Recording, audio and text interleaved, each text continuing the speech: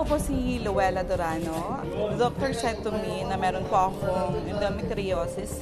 Ovary cyst po ang tawag nila doon. Tapos nakakaranas po ako ng severe dysmenorrhea, which is 5 days po ako na bedridden kung meron po akong menstruation. God is really great na binigay niya sa amin si Santay Barley. Nagbago po lahat ang buhay namin. Santay Barley is a tool na makakatulong sa atin. Nag 3 to 4 times a day po ako, nag-massive po ako from 2 to 3 months po na paggamit ko.